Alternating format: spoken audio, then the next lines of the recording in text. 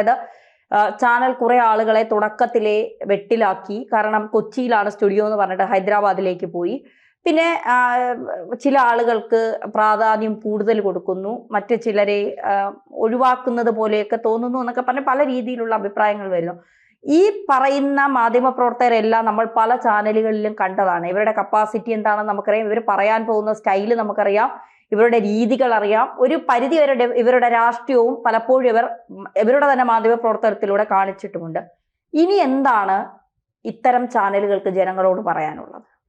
എന്താണ് പറയാനുള്ളതെന്ന് പറഞ്ഞാൽ നമുക്കറിയത്തില്ല. ഇപ്പോൾ ബിഗ് ടി വിയുടെ ഒരു വരവനുസരിച്ച് ബാക്കിയുള്ള ചാനലുകളിൽ നിന്നെല്ലാം ആ ചാനലിൽ വർക്ക് ചെയ്തുകൊണ്ടിരുന്നവരെ, പ്രധാനപ്പെട്ട കക്ഷികളെ, ഒരു ജനത്തിനിടയ്ക്ക് ആ അവതരണം കൊള്ളാം, അവരുടെ കാര്യങ്ങൾ കൊള്ളാമെന്ന് കേട്ടുകൊണ്ടിരുന്നവരെ സെലക്ട് ചെയ്തിട്ടായിരിക്കുമല്ലോ അവിടെ കൊടുത്തതിൻ്റെ ഇരട്ടി ശമ്പളത്തിൽ ഒരു പക്ഷേ ഈ ബിഗ് ടി വി വിളിക്കുമ്പോൾ പോകുന്നത്. അല്ലെങ്കിൽ ചുമ്മാതൊന്നും പോകത്തില്ല. ഇപ്പം റിപ്പോർട്ടറിനകത്തൊരു 2 ലക്ഷം രൂപ ശമ്പളം കിട്ടുന്ന ഒരാൾ അപ്പുറത്തോട്ട് പോകണമെങ്കിൽ റിസ്ക് എടുക്കണമെങ്കിൽ, കാരണം ബിഗ് ടി വി നാളെ കാലത്തെ ഉണ്ടാകണമോ അല്ലെങ്കിൽ ഈ പറയുന്ന ഒരു രൂപത്തിൽ ഈ വർക്ക് ചെയ്തുകൊണ്ടിരിക്കുന്ന ചാനലിന് അപ്പുറമാകുമോ എന്നുള്ള അത് നമ്മൾ എടുക്കുന്ന ഡിസിഷനാണ്. അത് നടന്നു തുടങ്ങിക്കഴിഞ്ഞാലും പ്രവർത്തിച്ചു തുടങ്ങിക്കഴിഞ്ഞാലും ജനങ്ങൾ ഏറ്റെടുത്ത് തുടങ്ങിക്കഴിഞ്ഞാലും ഒക്കെ അതിൻ്റെ റിസൾട്ട് വരത്തുള്ളൂ. അപ്പം ആ രീതിയിൽ റിസ്ക് എടുക്കണമെങ്കിൽ ഈ പ്രധാനപ്പെട്ട ചാനലിൽ ഇരിക്കുന്നവർ റിസ്ക് എടുക്കണമെങ്കിൽ അവർക്ക് അതുപോലുള്ള പേയ്മെൻറ്റ് കൊടുക്കണം. അങ്ങനെ പേയ്മെൻറ്റ് കൊടുത്താണ് കൊണ്ടുപോയി ഇരിക്കുന്നതെന്നാണ് പറയും. ഇപ്പോൾ സുജാ പാർവതി ആയാലും വേണു ആയാലും മറ്റു പല ആൾക്കാരും ഒക്കെ പോയിട്ടുണ്ട്. പക്ഷേ ഇത് ആദ്യം തന്നെ ഒരു പണി കിട്ടി എന്നാണ് ഇപ്പം ആദ്യം നമ്മൾ സാധാരണക്കാരൻ ചർച്ച ചെയ്യുന്നത്. സ്റ്റുഡിയോ ഹൈദരാബാദിലാണ്. എളുപ്പം പൂട്ടിക്കെട്ടാൻ പറ്റുന്ന രീതിയിൽ അവർ സ്റ്റുഡിയോ തുടങ്ങിയിരിക്കുന്നതെന്നുള്ളത് നമ്മൾ മനസ്സിലാക്കേണ്ടി വരും. കാരണം മലയാളത്തിൽ ഉള്ള ഒരു ചാനൽ, അതിനകത്ത് ഏറ്റവും ആദ്യം കേരളത്തിൽ തന്നെ അതിൻ്റെ സ്റ്റുഡിയോ വരുന്നതിന് വേണ്ടി ഒരു ശ്രമം നടത്തും, മനസ്സിലാവുന്നുണ്ട്. കാരണം അവർക്ക് ഈ പറയുന്നത് പോലെ ആൾക്കാരെ അവൈലബിൾ ആയിട്ട് അല്ലെങ്കിൽ ആൾക്കാരുടെ സൗകര്യം കൂടി കണക്കാക്കി ദീർഘകാല അടിസ്ഥാനത്തിൽ നിൽക്കുമെന്ന് ബോധ്യമുള്ളിടത്ത് അവരിവിടെ തന്നെ ആയിരിക്കുമല്ലോ. അതിൻ്റെ എവിടെ നിന്നായാലും അവരുടെ ഇപ്പം തുടങ്ങുന്ന ആൾക്കാർ മലയാളികളല്ല. ബിഗ് ടി വി നമുക്കറിയാമല്ലോ, കേരളത്തിന് വെളിയിൽ ഈ ശൃംഖലയുണ്ട്. പല ഭാഷയിലും ഈ ബിഗ് ടി വിയുടെ ഉണ്ടെന്ന് പറഞ്ഞു. ഇപ്പൊ രേവന്ത് റെഡ്ഡി ഇതിന്റെ മുതലാളിയാണെന്ന് പറഞ്ഞു പലരുടെ പേരുണ്ട്. രേവന്ത് റെഡ്ഡിയുടെ സഹോദരൻ അല്ലെങ്കിൽ ഇദ്ദേഹത്തിന്റെ പങ്കാളിത്തമുണ്ട്. കോൺഗ്രസ് അനുഭാവ ചാനൽ ആണെന്നുള്ള പറച്ചിലും വരുന്നുണ്ട്. അതുകൊണ്ട് തന്നെയാണ് ഇത് വളരെ പെട്ടെന്ന്, ഒരുപക്ഷെ ഞാൻ ആലോചിച്ചതുപോലെ കേരളത്തിൽ ഒരു ഓഫീസ് തുടങ്ങുന്നതിന് എന്തൊക്കെയോ പ്രശ്നങ്ങൾ ഉണ്ടായിട്ട് പോലും ഇവിടുത്തെ ഇലക്ഷന് മുമ്പ് തന്നെ അത് ഹൈദരാബാദിൽ വെച്ച് തുടങ്ങി കോൺഗ്രസിന് അനുകൂലമായിട്ട് 4 വർത്തമാനം പറയാൻ വേണ്ടി ശ്രമിക്കുന്നു. കോൺഗ്രസിന് അനുകൂലമായിട്ട് വർത്തമാനം പറയാൻ വേറെ ചാനലില്ലേ ഇപ്പം? അല്ലെ, നമ്മൾ സംശയം കിട്ടിയിരിക്കുന്നു. ഇവിടുത്തെ പ്രധാനപ്പെട്ട ഏഷ്യാനെറ്റില്ലേ, റിപ്പോർട്ടറില്ലേ, അല്ലെങ്കിൽ 24 അല്ലെങ്കിൽ അവരൊന്നും ഇല്ലെന്ന് വേണമെന്ന് കരുതാൻ. ഒരു ചാനൽ കോൺഗ്രസിന് അനുകൂലമായിട്ട് സംസാരിക്കുന്നില്ലെങ്കിൽ, അല്ലെങ്കിൽ ഇപ്പോൾ ഇവിടുത്തെ നമ്മൾ കാണുന്ന ചാനലെല്ലാം BJPക്ക് എതിരായിട്ടാണ് പറയുന്നത്. കേന്ദ്രം ഭരിക്കുന്ന BJPക്ക് അല്ലെങ്കിൽ അവർക്ക് പോലും എതിരായിട്ട് പറയുന്നത്. ഇൻഡയറക്റ്റായിട്ട് എന്നൊക്കെ കുഴപ്പമില്ല. ഇപ്പോൾ ഏറ്റവും അവസാനം നമ്മൾ കണ്ടില്ലേ, മനോരമ ഉൾപ്പെടെ ഇവിടുത്തെ ചാനലുകളെല്ലാം ഈ മോദിയും ട്രംപും തമ്മിൽ അല്ലെങ്കിൽ അമേരിക്കയും ഇന്ത്യയും തമ്മിൽ വ്യാപാര കരാറിനകത്ത് ഒരു കുഴപ്പമില്ലാഞ്ഞിട്ട് ഒരു കുഴപ്പമാണെന്നുള്ള രീതിയിലാണ് എഴുതിക്കൊണ്ടിരിക്കുന്നത്. അപ്പം ആ സമയത്ത് പോലും കോൺഗ്രസിന് അനുകൂലമായിട്ട് ഇനിയൊരു തുരുത്ത് കോൺഗ്രസ് ഉണ്ടാവുന്നിടത്തും അല്ലെങ്കിൽ കോൺഗ്രസ് വേണ്ട വിധത്തിൽ ഉണ്ടാവുന്നിടത്തും ആണ് പ്രതിപക്ഷത്താണെങ്കിലും കോൺഗ്രസ് ഉണ്ടല്ലോ ഇവിടുത്തെ വരാൻ സാധ്യതയുള്ളത്. അപ്പം അവിടുത്തെ കാര്യം പറയാൻ ഇവിടെ മാധ്യമം ഇല്ലാത്തതെന്ന് പറഞ്ഞാൽ കോൺഗ്രസിൻ്റെ ഇവിടുത്തെ സാധ്യത എത്രത്തോളം ഉള്ളു എന്നുള്ള വിചാരിച്ചിട്ടായിരിക്കുമല്ലോ മാധ്യമങ്ങൾ തരാത്താണ്. എല്ലാ മാധ്യമങ്ങളും എത്ര പറയുമ്പോൾ സംശുദ്ധ മാധ്യമപ്രവർത്തനമൊന്നും അല്ലിപ്പം നടത്തുന്നത്. അവർക്ക് കാശ് കൊടുക്കുന്ന മുതലാളിയുടെ പേര് അവർ പറയത്തില്ല, കുഴപ്പം കാണിച്ച്. അവരെ സംരക്ഷിക്കുന്ന രാഷ്ട്രീയ പാർട്ടിയുടെ പേര് അവർ പറയത്തില്ല, അവർക്ക് അനുകൂലമായിട്ട് പറയും. സംശുദ്ധ രാഷ്ട്രീയ പ്രവർത്തനം അല്ലെങ്കിൽ വാർത്തകളൊക്കെ കൊടുക്കുന്നതൊക്കെ നമ്മൾ പരിശോധിക്കുമ്പോൾ വളരെ കുറവ് തന്നെയാണെന്ന് പറയേണ്ടി വരും. അതായത് അത് ഏതെങ്കിലും യൂട്യൂബുകാരെയുള്ള രണ്ട് തവണ റിസ്ക് എടുത്ത് പിന്നെ കാശ് കൊടുക്കുന്ന ഇവരാരും അല്ലല്ലോ. ഇവൻ നടത്തിപ്പുകാരൻ റീച്ച് ഉണ്ടെങ്കിൽ വേറെ അമേരിക്കക്കാരെ കാശ് കൊടുക്കും. യൂട്യൂബിൻ്റെ ചാനൽ അവിടെ നിന്നല്ലോ. അതുകൊണ്ട് ഇനിയിപ്പം ഇതിനകത്ത് വരുന്നതെന്ന് പറഞ്ഞാൽ ഈ സുജാ പാർവതിക്കൊക്കെ 8ന്റെ പണി കിട്ടാനുള്ള സാധ്യത. കാരണം ഇവിടുന്ന് പോയിട്ട് ഇവർക്ക് ഏറ്റവും വലിയ പോസ്റ്റാണ് കൊടുത്തിരിക്കുന്നത്. ഇവിടെ തിരിച്ചു വരുമ്പോൾ ഈ പോസ്റ്റിന് താഴെ ഒരു പോസ്റ്റിൽ അവർക്ക് ഇരിക്കാൻ പറ്റത്തില്ല. മാത്രമല്ല ഇവിടെ നിന്നിട്ടുള്ളത് ഹൈദരാബാദിലാകുമ്പോൾ അവിടെ ഹോൾഡായാലേ പറ്റൂ.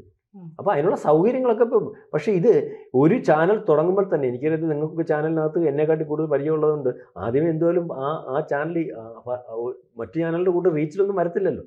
റീച്ചിൽ വരാത്ത സമയത്ത് തന്നെ ഈ ചാനൽ നടത്തി ഒരു കൊല്ലം ആ റീച്ചിലില്ലാത്ത സമയത്ത് ആ ചാനലിനെ ആ അവസ്ഥയിലേക്ക് ജനങ്ങളിലേക്ക് എത്തിക്കാൻ വേണ്ടി അതിനുള്ള ഫണ്ടും കൂടെ ഹോൾഡ് ചെയ്തിട്ട് ആ ചാനൽ തുടങ്ങുന്നത് നമുക്കറിയാൻ സാധിക്കുന്നത്. മനസ്സിലായി? ഇപ്പോൾ റിപ്പോർട്ടറിനകത്തുനിന്ന് ഇവരേറ്റവും പ്രധാനപ്പെട്ട കക്ഷികൾ റിപ്പോർട്ടർ ഓടിച്ചു പൊക്കോണ്ടിരുന്ന ആൾക്കാരെന്ന് പറയുന്ന സുജാ പാർവതി ഉൾപ്പെടെയുള്ളവരെ അങ്ങോട്ട് മാറ്റിയിട്ട് റിപ്പോർട്ടറിൻ്റെ റീച്ചിനകത്ത് കുറവൊന്നുമില്ലെന്ന് ഇപ്പോൾ വന്നേക്കുന്ന അല്ല ഏഷ്യാനെറ്റ് കഴിഞ്ഞ 2ാം റിപ്പോർട്ടർ തന്നെ. ഇവർ പോയപ്പോൾ അതേ റീച്ച് തന്നെ ഉണ്ടെന്നാണ്. അപ്പം ഇവരല്ല അതിൻ്റെ കാരണം എന്നുള്ള കാര്യം മനസ്സിലായല്ലോ. അപ്പം നമ്മൾ ഇതുവരെ വിചാരിച്ചിരുന്നു സുജാ പാർവതി ഇരുന്നത് കൊണ്ടാണ് അല്ലെങ്കിൽ വേറെ ചില ആൾക്കാർ ഇരുന്നത് കൊണ്ടാണ്. അപ്പം അവരല്ല അതിൻ്റെ കാരണം. അതിന്റെ ശൈലിയിലേക്ക് ആൾക്കാർ അത് ആരും വന്നിരുന്ന് പറഞ്ഞാലും നോക്കുന്നു എന്നുള്ളതാണല്ലോ റീച്ച് കുറയാതെ വന്നതിന്റെ കാരണം.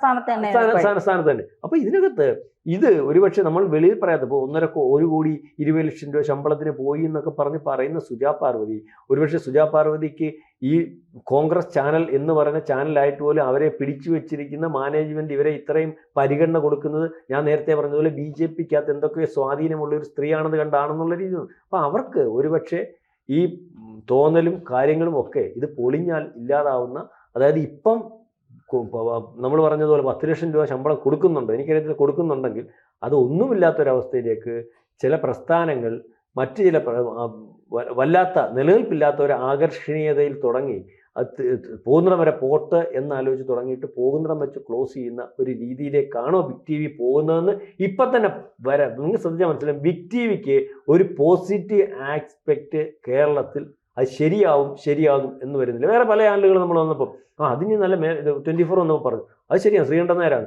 ബാക്കി റിപ്പോർട്ട് വന്നപ്പോൾ നിതീഷാണ്, കുഴപ്പമില്ല മറ്റേ വന്നിട്ടുണ്ട്. പക്ഷേ ഇതിനകത്ത് ആരും ഇത് നാളെ കാലത്ത് ഉണ്ടാകുമോ എന്ന് പറയുന്നില്ല. അതിൻ്റെ പുറകിൽ കോൺഗ്രസ് ആണെന്ന് പറയുന്നു. കോൺഗ്രസ് തുടങ്ങിയിട്ടുള്ള പത്രം മനോരമ പോലും ഇപ്പോൾ കോൺഗ്രസിനെ അനുകൂലിച്ച് ഒളിച്ചും പാത്തും ഒക്കെയാണ് പറയുന്നത്. കാരണം നിലനിൽപ്പില്ലാത്ത അവസ്ഥയിലേക്ക് പോവുക. അപ്പം എന്താണ് സുജാ പാർവതി അല്ലെങ്കിൽ ബിഗ് TVയുടെ ഭാവി എന്ന് ഇപ്പോഴത്തെ സംസാരം അനുസരിച്ച് ഫുള്ളി ഫ്ലോപ്പായി പോകുന്നു തുടങ്ങുന്നതിന് മുമ്പേ പറഞ്ഞിരിക്കുന്ന ഒരു അവസ്ഥ.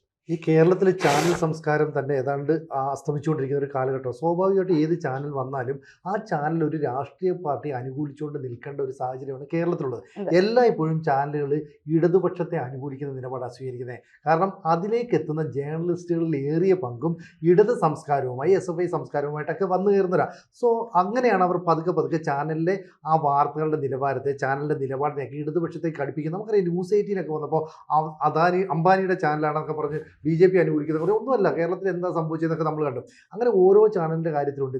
ഇവിടെ ഇപ്പോൾ റിപ്പോർട്ടർ TVയിൽ നിന്ന് നിരവധി ആളുകളെ ആകർഷിക്കുന്നു, 24 നിന്ന് ആകർഷിക്കുന്നു, അങ്ങനെ വിവിധ ചാനലുകളിൽ നിന്ന് ആകർഷിക്കുമ്പോൾ ഒരു പ്രശ്നം വീണ്ടും അവിടെ അവശേഷിക്കുകയാണ്. ഈ വരുന്ന ബിഗ് TV ആർക്ക് അനുകൂലമായി നിലപാടെടുക്കും?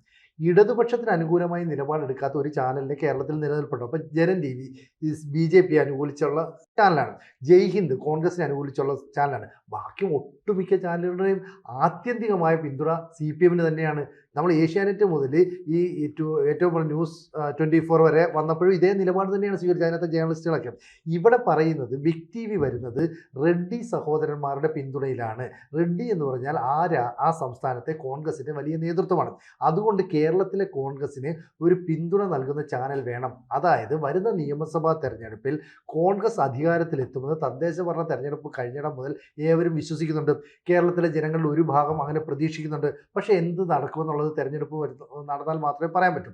അങ്ങനെയുള്ള തെരഞ്ഞെടുപ്പ് പ്രക്രിയയിൽ ഒരു പുഷ് കൊടുക്കാൻ വേണ്ടിയിട്ട് ബിഗ് TVയെ കൊണ്ടുവരുന്നു. ഇപ്പോൾ കോൺഗ്രസിനും ഈ രാഷ്ട്രീയ തന്ത്രങ്ങൾ, തെരഞ്ഞെടുപ്പ് തന്ത്രങ്ങളൊക്കെ ഓതിക്കൊടുക്കാനായിട്ട് കനകോലുവിനെ പോലുള്ള ആൾക്കാർ വരുന്നുണ്ട്. ചിലപ്പോൾ അവരുടെയൊക്കെ ഒരു നിർദ്ദേശത്തെ തുടർന്ന് ആരുടെയെങ്കിലും പ്രേരണയാൽ കേരളത്തിൽ പെട്ടെന്നൊരു ചാനൽ തുടങ്ങാനായിരിക്കും ശ്രമിച്ചത്. കേരളത്തിൽ ഓഫീസ് തുടങ്ങുന്നു, കേരളത്തിൽ സ്റ്റുഡിയോ സെറ്റ് ചെയ്യുന്നു എന്നൊക്കെ പറഞ്ഞാണ് നമ്മൾ ആദ്യം കേട്ടതെങ്കിലും പിന്നീട് കേൾക്കുന്നത് ഹൈദരാബാദിൽ നിന്നാണ് ഇത് ടെലികാസ്റ്റ്. അതുപോലെ 2 മാസം കഴിഞ്ഞിട്ടേ ഇങ്ങോട്ട് വരികയുള്ളൂ. അപ്പോൾ ആദ്യം ജോയിൻ ചെയ്ത പ്രധാനപ്പെട്ട ആളുകളൊക്കെ തന്നെ ഹൈദരാബാദിലേക്ക് പോകേണ്ടി വരും. ഇപ്പം വാർത്ത വായിക്കുന്ന ആളുകൾ, പ്രോഗ്രാം അവതരിപ്പിക്കുന്ന ആളുകളൊക്കെ അങ്ങനെയുള്ള ആളുകളെല്ലാം തന്നെ അവിടേക്ക് പോകുമ്പോൾ കേരളത്തിൽ അതിന് എത്രത്തോളം പ്രസക്തിയുണ്ട്? ഇപ്പം നേരത്തെ പറഞ്ഞ ഒരു ചാനൽ വന്നാൽ മാത്രം പോരല്ലോ, അത് ഇനി ലോക്കൽ ചാനലുകളിലൂടെ അതുപോലെ കേബിൾ നെറ്റ്വർക്കുകളിലൂടെ നമ്മുടെ വീടുകളിലേക്ക് എത്തണം, ഡിഷ് TVയിൽ എത്തണം. ഇതിനൊക്കെ പ്രധാനമുണ്ട്. കാരണം നമ്മൾ ചാനൽ വെക്കുമ്പോൾ ആദ്യം വരുന്ന ന്യൂസ് ചാനൽ ഏതാ, രണ്ടാമത് വരുന്ന ന്യൂസ് ചാനൽ ഏത്, ഇങ്ങനെ ഒരു ധാരണയുണ്ട് നമ്പറിൻ്റെ കാര്യത്തിൽ. ആ നമ്പറിൽ മുന്നിലേക്ക് വരണമെങ്കിൽ കേബിൾ നെറ്റ്വർക്കുകൾക്ക് ഭീമമായ തുക നൽകണം, പത്രങ്ങളിലൊക്കെ വലിയ പരസ്യം നൽകണം. അതിനപ്പുറത്തേക്ക് വലുതായിട്ട് എക്സ്പെക്റ്റ് ചെയ്യാൻ കഴിയുന്ന ഒന്നും ബിഗ് TVയിൽ നമ്മൾ കാണുന്നില്ല. സാധാരണ നമ്മൾ കണ്ട ചാനലുകളിൽ നിന്ന ജേർണലിസ്റ്റുകൾ തന്നെയാണ്. ഇനി പുതുമയുണ്ടെന്ന് പറയുക, അത് ചെയ്ത് കാണിക്കുമ്പോൾ മാത്രമേ പുതുമ ഫീൽ ചെയ്യുള്ളൂ. അതിൻ്റെ ലുക്ക് ആൻഡ് ഫീലിൽ വലിയ മാറ്റങ്ങൾ വേണം. നമ്മുടെ കണ്ണുകളെ അട്രാക്ട് ചെയ്യാൻ കഴിയുന്ന കളർ വേണം. അതിൻ്റെ ഫോണ്ടിന് വളരെ ആകർഷണീയത വേണം. ഇങ്ങനെ ഒരുപാട് കാര്യങ്ങളുണ്ടെങ്കിൽ മാത്രമേ ബിഗ് TVയിലേക്ക് നമ്മൾ പോകൂ. ഒരു പുതിയ ചാനൽ തുടങ്ങി എന്ന് പറഞ്ഞിട്ട് ഒരു കാരണവശാലും പ്രേക്ഷകർ കൂട്ടത്തോടെ അതിലേക്ക് പോകില്ല. അതിലേക്ക് ആളുകളെ വലിച്ചെടുക്കണമെങ്കിൽ അതിനനുസരിച്ചുള്ള ന്യൂസ് കണ്ടന്റ് പ്രത്യേകതകളൊക്കെ ഉണ്ടാവും. ഇനി പറയുകയാണ് ഞങ്ങൾ അന്ധമായ രാഷ്ട്രീയ സഹായം അല്ലെങ്കിൽ രാഷ്ട്രീയ നിലപാട് വെച്ച് പുലർത്തുന്നില്ലെന്ന് പറഞ്ഞാൽ അതങ്ങനെയാകാം. ഇനി അതല്ല, റിപ്പോർട്ടർ ടി വിയിൽ കണ്ടതുപോലെ ഒരാൾ കോൺഗ്രസിനെ, ഒരാൾ BJP, ഒരാൾ CPM ഒക്കെ അനുകൂലിച്ച് വലിയ വാഗ്വാദങ്ങൾ ഉണ്ടാക്കിയാൽ ആ ചർച്ച കാണാൻ ഒരുവിധം ആൾക്കാരുണ്ടാകും. അത്തരത്തിലുള്ള ചർച്ചയിലേക്ക് പല ചാനലുകളും മാറി തുടങ്ങുന്നുണ്ട്. ഇവിടെയും ഈ ബിഗ് ടി വിയിൽ അത്തരത്തിലുള്ള ചില ചർച്ചകൾ, ചില സംഭവങ്ങളൊക്കെ ആയിരിക്കും അവർ ലക്ഷ്യപ്പെടുന്നത്. എന്താ നമുക്കറിയില്ല. പക്ഷേ ഏത് രാഷ്ട്രീയ പാർട്ടി അനുകൂലിച്ചാണ് അവർ നിൽക്കുന്നത് എന്നതനുസരിച്ചായിരിക്കും ആ ചാനലിൻ്റെ മുന്നോട്ട് പോക്ക്. കോൺഗ്രസിനെ അന്ധമായി സപ്പോർട്ട് ചെയ്യുന്ന രീതിയിലാണ് പോകുന്നതെങ്കിൽ കേരളത്തിൽ അങ്ങനെ ഒരു ചാനലിന് എത്രത്തോളം പ്രസക്തി ഉണ്ട് എന്നുള്ളത് കണ്ടറിയണം. കാരണം ജയ്ഹിന്ദിൻ്റെ അവസ്ഥ നമ്മൾ കണ്ടതാണ്. കോൺഗ്രസ്സുകാർ പോലും ആ ചാനൽ കാണുന്നില്ലായിരുന്നു, ഇപ്പോഴും കടക്കണിയിലായിരുന്നു. പക്ഷേ എന്തോ ചില ഇലക്ഷനൊക്കെ അടുത്തുകൊണ്ടായിരിക്കാം അതിനെ ഒന്ന് പുനരുജ്ജീവിപ്പിക്കാനായിട്ട്, നവീകരിക്കാനായിട്ട് പല ശ്രമങ്ങളും നടത്തുന്നുണ്ട്. എന്ന് പറയുന്ന പോലെ ബിഗ് ടി വിക്ക് കേരളത്തിലൊരു സ്പേസ് ഉണ്ടാവുക എന്ന് പറയുന്ന ഒരു സുപ്രഭാതത്തിനുണ്ടാകില്ല. അത് 2-3 മാസങ്ങൾ കൊണ്ട് നേടിയെടുക്കാനേ കഴിയൂ. അപ്പോഴേക്കും ഈ നിയമസഭാ തെരഞ്ഞെടുപ്പ് കഴിയും. ആ നിയമസഭാ തെരഞ്ഞെടുപ്പിലെ കാര്യങ്ങളും മറ്റ് വിശകലനങ്ങളും ഒക്കെ തന്നെ കൃത്യമായിട്ട് നിരീക്ഷിക്കാൻ ഇപ്പോൾ പ്രേക്ഷകർ കണ്ടുകൊണ്ടിരിക്കുന്ന ചാനലുകളെ മാത്രമേ ഡിപ്പെൻഡ് ചെയ്യുകയുള്ളൂ. പുതുമ നൽകിയാൽ ബിഗ് ടി വിയിലേക്ക് ആളുകൾ എത്തും. അങ്ങനെ എന്ത് പുതുമ നൽകുമെന്നുള്ളത് നമ്മൾ കണ്ടറിയേണ്ട കാര്യമല്ലേ? തീർച്ചയായിട്ടും. ഈ റിപ്പോർട്ടർ ചാനലിൽ വന്നതിന് ശേഷമാണ് മീറ്റ് ദ എഡിറ്റേഴ്സ് എന്ന് പറയുന്ന ഒരു പ്രോഗ്രാം നമ്മൾ ആദ്യമായി കാണുന്നത്. ചാനലിന്റെ എല്ലാ ചാനലിനെയും മാറ്റി നിർത്തിക്കൊണ്ടുള്ള റിപ്പോർട്ടറിന്റെ ആ ഒരു വരവ് എല്ലാവരും കൈ നീട്ടിയാണ് സ്വീകരിച്ചത്. കാരണം വ്യത്യസ്തമായ പ്രോഗ്രാം, ഇതുവരെ ചാനൽ ചരിത്രത്തിൽ കാണാത്ത ഒരു പ്രോഗ്രാം. കാരണം രാഷ്ട്രീയം ഇല്ല എന്ന് പറയുന്ന മാധ്യമ പ്രവർത്തകർക്ക് രാഷ്ട്രീയമുണ്ട്, അവരുടെ രാഷ്ട്രീയത്തിലാണ് വാർത്തകൾ ചെയ്യുന്നതെന്ന് കൃത്യമായി കാണിച്ചു തന്ന ഒരു ചാനലായിരുന്നു റിപ്പോർട്ടറിലെ മീറ്റ് ദ എഡിറ്റേഴ്സ്. മറ്റ് വാർത്തകളൊക്കെ എങ്ങനെയാണ് എന്നുള്ളത് മറ്റു ആളുകൾ കൊടുക്കുന്ന വാർത്തകൾ തന്നെ. ഇപ്പൊ ഏഷ്യനെറ്റ് വെച്ചാൽ ഒരു ബിഗ് ബ്രേക്കിംഗ്, ഞങ്ങൾ ആദ്യമായി വിടുന്നു ബിഗ് ബ്രേക്കിംഗ് എന്ന് പറഞ്ഞ് വിടുന്ന ഏഷ്യനെറ്റ് നോക്കുമ്പോൾ ഇതേ വാർത്ത തന്നെ 24 വിടും. ഞങ്ങളത് ആദ്യം പ്രേക്ഷകരുടെ മുന്നിലെത്തി, ഞങ്ങളാണ് ആദ്യം എത്തിക്കുന്നത്. റിപ്പോർട്ടർ ഇത് തന്നെയാണ്. ബാക്കി എല്ലാ ചാനലും സെയിം ആണ്. ഇതിലപ്പുറം ബിഗ് ടി വിക്ക് എന്ത് ചെയ്യാൻ കഴിയുമെന്നുള്ളതാണ്. ഒരുപക്ഷെ ഈ മീറ്റ് ദ എഡിറ്റേഴ്സ് വേറൊരു രൂപത്തിലും ഭാവത്തിലും ഇവിടെ വരുമായിരിക്കും. കുറെ BJP-ക്കാർ ഒരുപക്ഷെ സുജയ് പറയുന്നത് കേട്ടിത് പിന്നെ ഷെയർ ചെയ്യാൻ സാധ്യതയുണ്ട്, അല്ലെങ്കിൽ CPM-ന്റെ കുറെ അണികൾ അത് ഷെയർ ചെയ്യാൻ ഇതിലപ്പുറം എന്ത് എന്നുള്ളതാണ് ഏറ്റവും പ്രധാനമായി നോക്കുന്നത്. അതുകൊണ്ട് ബിഗ് ടി വിയെ സംബന്ധിച്ചിടത്തോളം ഒരു പുതിയ കാൽവയ്പ് എന്ന് അവർ പറയുന്നു. പുതിയ കാൽവയ്പ് എങ്ങനെ ആയിരിക്കാം? നമ്മൾ ഈ കണ്ടതിലപ്പുറം ഒരുപാട് ജീവൻ TV അടക്കമുള്ള ചാനലുകൾ നമ്മൾ കണ്ടിട്ടുണ്ട്. അതിലൊക്കെ വർക്ക് ചെയ്ത് ഒരുപാട് പരിചയസമ്പന്നരായ മാധ്യമപ്രവർത്തകർ തന്നെയാണ് ബിഗ് ടി വിയിൽ എത്തുന്നത്. പക്ഷേ എന്ത് പുതുമ നിങ്ങൾക്ക് ജനങ്ങൾക്ക് നൽകാൻ കഴിയും? മറ്റ് ചാനലുകൾ വിട്ട് ഞങ്ങൾ ഇത് കാണുന്നത് എന്തിനാണ് എന്നൊരു ചോദ്യം ജനങ്ങൾ ചോദിക്കുമല്ലോ. ആ ഒരു ചോദ്യത്തിന് അവർ കൃത്യമായി ഉത്തരം നൽകണം. പക്ഷെ ഇതിലൊക്കെ അപ്പുറം ആത്യന്തികമായ ഒരു കാര്യം പറഞ്ഞാൽ ഈ വർഷങ്ങളായി ഇപ്പോഴും ആളുകളുടെ മനസ്സിൽ നിൽക്കുന്ന ഒരു ചാനലാണ് ഏഷ്യാനെറ്റ്. ഇപ്പോഴും പല വീടുകളിലും നമ്മളൊരു 100 വീട്ടിലെ 75 വീടുകളിൽ നമ്മൾ പോയാലും രാവിലെ ഉച്ചയ്ക്കും രാത്രികളിലും വയ്ക്കുന്ന ചാനല് ഏഷ്യാനെറ്റ്. അഡിക്ഷനാണ് അവർക്ക്. ഇപ്പൊ എന്റെ വീട്ടിലാണെങ്കിലും വേറെ ഏത് ചാനലിൽ ഒരു വാർത്ത വന്നാലും ബ്രേക്കിംഗ് എന്ന് പറഞ്ഞാലും വീട്ടിൽ ഉടനെ ഇപ്പൊ എന്റെ അമ്മായിയമ്മ അടക്കം പറയുന്നത് അത് മാറ്റിയിട്ട് ഏഷ്യനെറ്റ് വഴി കറക്റ്റായിട്ട് വാർത്ത അതിലറിയാം. ഇത് അവരുടെയൊക്കെ മൈൻഡിൽ ഇതാണ്. അപ്പോ ആ ഒരു ഇതിനെ മാറ്റാൻ ഇത്രയും വലിയ സാങ്കേതിക വിദ്യയുടെ പിൻബലത്തോടു കൂടി വന്ന ചാനലുകൾക്ക് പോലും കഴിഞ്ഞില്ല എന്ന യാഥാർത്ഥ്യം നിൽക്കുമ്പോൾ ബിഗ് ടി വിക്ക് എന്താണ് ചെയ്യാൻ കഴിയുക എന്നുള്ളത് ആകാംക്ഷയോടെ തന്നെയാണ് ആളുകൾ കാത്തിരിക്കുന്നത്. ഇപ്പൊ നമുക്ക് ഇതിനകത്ത് സിനു പറഞ്ഞ ഒരു കാര്യം കൂടെ പറഞ്ഞിട്ട്, സിനു പറഞ്ഞൊരു പോയിന്റ് ഉണ്ട്, ആ ഒരു കാര്യം കൂടെ ശ്രദ്ധിക്കണം. 2 മാസം കഴിയുമ്പോൾ ഇവിടേക്ക് വരുമെന്ന് പറഞ്ഞാണ് തുടങ്ങുന്നത്. ഒരു PR വർക്കിന് ശേഷം ഇവിടെ വീണ്ടും UDF അധികാരത്തിൽ വരുവാണെങ്കിൽ ഇവിടെ തുടങ്ങാം. അല്ലെങ്കിൽ അവിടെ അവരുടെ ഓഫീസ് സെറ്റപ്പ് ഉള്ളടമാണല്ലോ, അവർക്ക് സ്വാധീനം ഉള്ളടമാണല്ലോ, പുതിയതായിട്ട് ഓഫീസൊന്നും വേണ്ട, അവിടെ ഇരുത്തി ഇത് നോക്കാം എന്നുള്ളതാണോന്നും അറിയത്തില്ല. അതുകൊണ്ട് പ്രത്യേകിച്ച് ചിലവൊന്നുമില്ല, ഓഫീസ് സംവിധാനം ഒരുക്കാൻ പറ്റും. അപ്പൊ അതിനുശേഷം ഇത് ഈ പറഞ്ഞതുപോലെ 2 മാസം കഴിഞ്ഞിട്ട് ഇലക്ഷൻ വരട്ടെ, UDF വരുമോ, അല്ലെങ്കിൽ ഇതുകൊണ്ട് പ്രയോജനമുണ്ടോ, ഇല്ലെങ്കിൽ അവിടെ ക്ലോസ് ചെയ്യാം, ആര് ചോദിക്കും? അതെ. കൂടുതൽ വാർത്തകളും വിശേഷങ്ങളും നിങ്ങളിലേക്ക് എത്താൻ ABC മലയാളം സബ്സ്ക്രൈബ് ചെയ്യുക, ബെൽ ബട്ടണും അമർത്തുക.